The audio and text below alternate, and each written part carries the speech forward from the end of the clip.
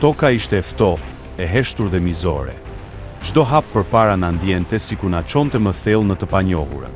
Po marshonim nëpër tokat e mbuluara me borë të arbërisë dhe pastaj tingëlluan borit.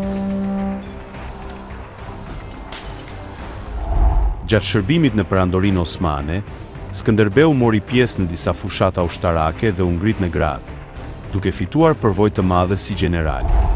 Por pas disfatës osmane në betejën e Nishit më 1443, ai e shfrytëzoi rastin për t'u kthyer në Arbëri. Ai mblodhi princat dhe fisnikët shqiptar dhe krijoi lidhjen e Lezhës, një aleancë që i bashkoi në një qëllim të vetëm: mbrojtjen e tokave shqiptare dhe ruajtjen e lirisë.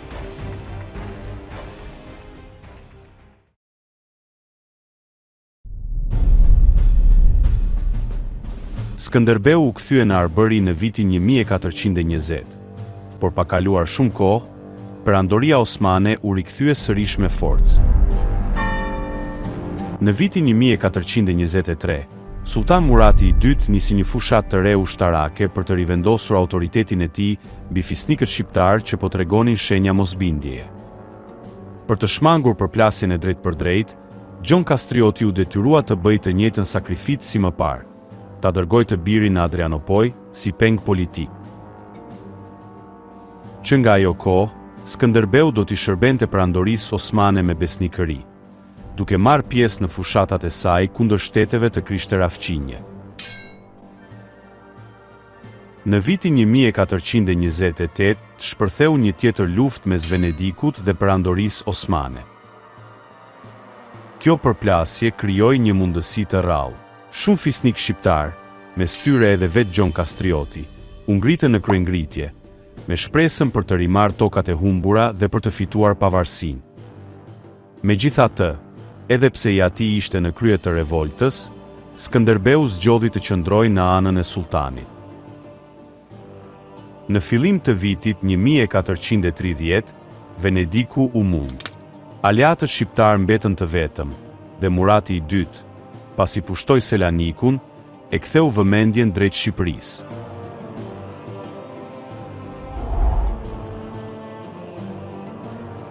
Kryengritja u shtyp shpejt, por kësaj here, sultani nuk u mjaftua vetëm me ndëshkim ushtarak. Ai synoi të thyej përfundimisht fuqinë e fisnikërisë shqiptare. Tokat shqiptare u riorganizuan sipas sistemit Osman të timarit. U krijuan rreth 335 timare, prona të dhëna si shpërblim për kalorësit e elitës osmane, në këmbim të shërbimit ushtarak. Gjysma e këtyre timareve ju dhan zotërinjve dhe oficerëve turq, duke i zhvendosur fisnikët shqiptar nga tokat e tyre. Reagimi ishte i pashmangshëm, dhe si rezultat shpërtheu një kryengritje e re, edhe më e hapur. Edhe këtë herë, Skënderbeu vazhdoi të qëndrojë besnik ndaj osmanëve, ndërsa kryengritja do të zgjaste për 4 vite të tjera. Një nga figurat që doli në krye të rezistencës ishte Gjergj Arjaniti. Ai jetonte në oborin Osman si peng, por rebelët e thirrën për të udhëhequr kryengritje në pronat e familjes së tij. Arjaniti iku nga Adrianopoja dhe u kthye në Shqipëri. Në dimrin e vitit 1432, Murati II dërgoi rreth 10.000 trupa nën komandën e Alibeut. Ushtria osmane marshoi përgjatë rrugës Egnatia dhe hyri në luginën e Shkumbinit. Arjaniti, me rreth 4.000 luftëtar, u vendos përballë tyre.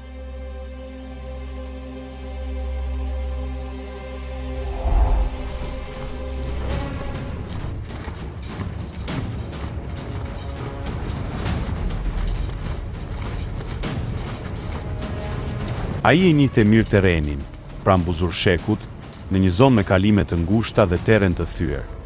Ai i lejoi osmanët të futeshin në pjesën më të ngushtë të luginës, dhe pikërisht atëherë sulmoi papritur nga lartësi. Terreni ja hoqi e përsin ushtrisë osmane. Kalorësia nuk mund të manovronte dhe numri i madh nuk mund të përdorej si avantazh.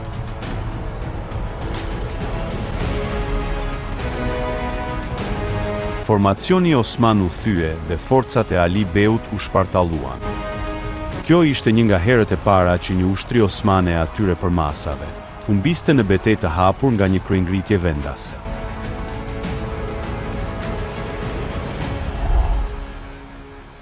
Fitoria i dha zemër edhe fisnikëve të tjerë, si Debzen e Bishit, i cili u bashkua me revoltën dhe e përhapi atë në jug.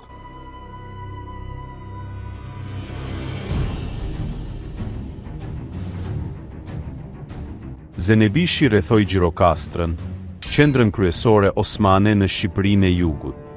Por pa artileri, rrethimi u zgjat, dhe në një kundërsulm të papritur, Turahan Beu e goditi nga prapa. Ai e mundi, e kapi dhe më pas e ekzekutoi fisnikun shqiptar.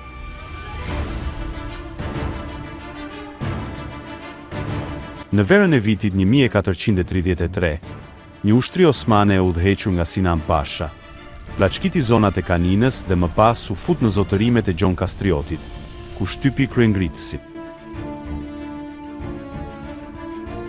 Në dhjetor të vitit 1434, Ishak Beu marshoi në Shqipërinë e Jugut me një ushtri lokale. Arjaniti doli përpara dhe e mundi. Burimet e asaj kohe përmendin edhe robër të zën Osman, ndërsa Ishak Beu kishte aratisur.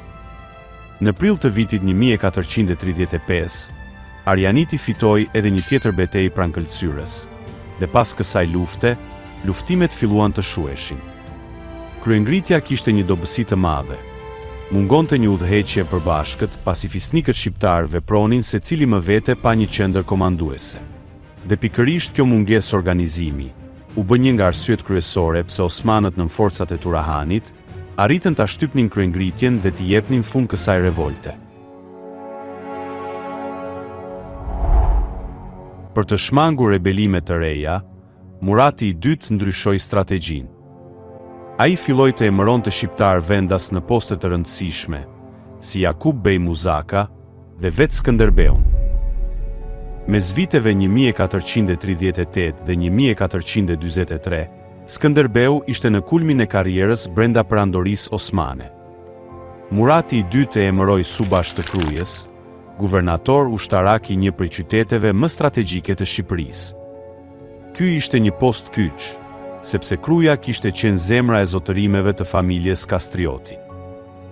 Ky emërim i dha Skënderbeut mundësinë të rilidhte kontaktet me vendin e tij, me popullsinë, me fisnikët shqiptar dhe të njihte nga afër fortifikimet e Kalas.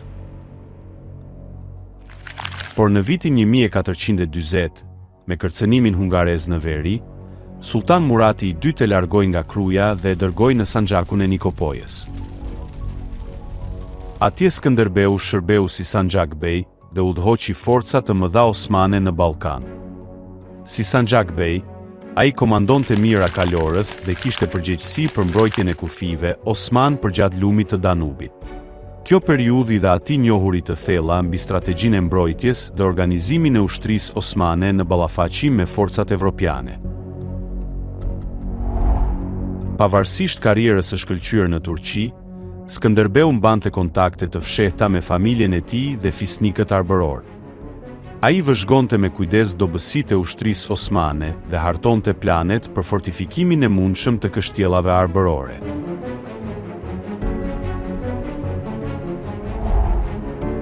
Skënderbeu po priste një përplasje të madhe mes lindjes dhe perëndimit. Ai e kuptoi se pa një luftë të madhe ballkanike, një kryengritje e izoluar në arbëri do të dështonte.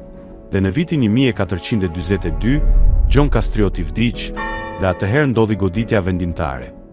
Në vend që t'i njihte të drejtën e trashëgimisë Skënderbeut, sultani konfiskoi tokat e kastriotëve dhe i ktheu ato në timare osmane. Për Skënderbeun, ky nuk ishte thjesht një vendim administrativ. Ishte fyerja përfundimtare dhe shërbeu si shkëndij për vendimin e tij për t'u rebeluar. Viti 1443 konsiderohet kthesa më vendimtare në jetën e Skënderbeut, pasi shënon shkëputjen e tij përfundimtare nga perandoria osmane dhe fillimin e epokës së rezistencës.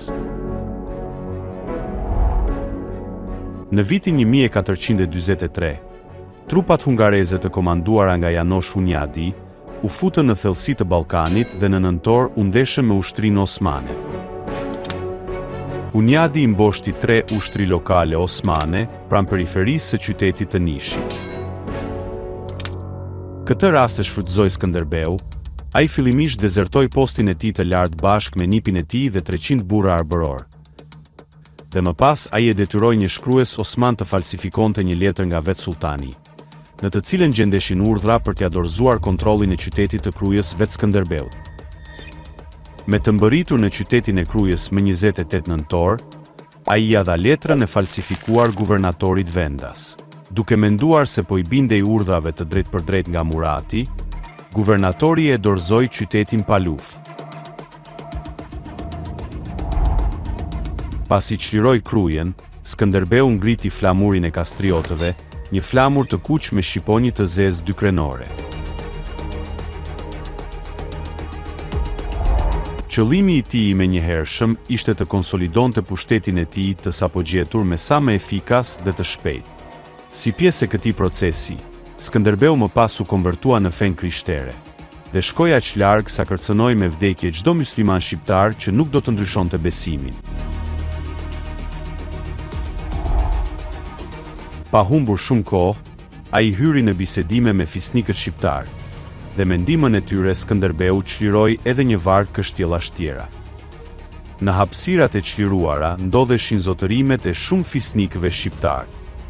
Çlirimi i vendit në vitin 1443 ishte fitore historike, por Skënderbeu e kuptoi se për të mbrojtur territoret e çliruara, duhej ka përcyer coptimi politik i brendshëm dhe princat shqiptar duhej bashkuar. Më 2 mars të vitit 1444, Skënderbeu mblodhi në Lezhë një kuvent të fisnikëve për të diskutuar një aleancë të mundshme ushtarake me fisnikët e tjerë arbëror. Këto familje që zgjodhen të bashkoheshin me një aleancë të tillë ishin familja e Topis, Arjaniti, Muzaka, Dukagjini, Zaharia, Spani, Dushmani dhe Balsha. Këta fisnikë dhe familjet e tyre do të formonin atë që do të bëhej e njohur si Lidhja e Lezhës. Skënderbeu u zgjodh kryetar dhe komandanti i forcave të kombinuara që numëronin rreth 8000 luftëtar. Të gjithë zotërit feudal kishin zotërime dhe punët e brendshme të pacënuara. Skënderbeu nuk kishte tagër të ndërhynte në çështjet e brendshme të zotërimeve të fisnikëve të tjerë, por ishte komandant i përgjithshëm ushtarak.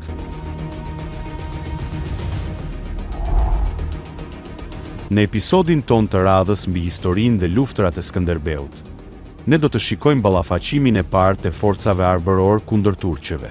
Për t'u siguruar që mos ta humbisni këtë, abonohuni dhe shtypni butonin e ziles. Ky është kanali i Kronikanit Shqiptar dhe ne do të shihemi në episodin e radhës.